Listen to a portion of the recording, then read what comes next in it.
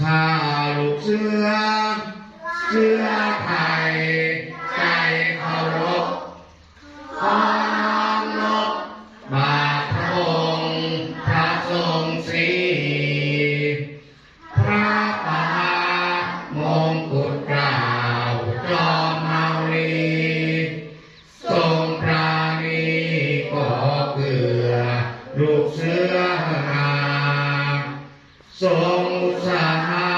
อบรมบ่มนิสัยให้มีใจรักษาศาสนาทรงสั่งสอนสัพพจิตวิทยาเป็นอาภา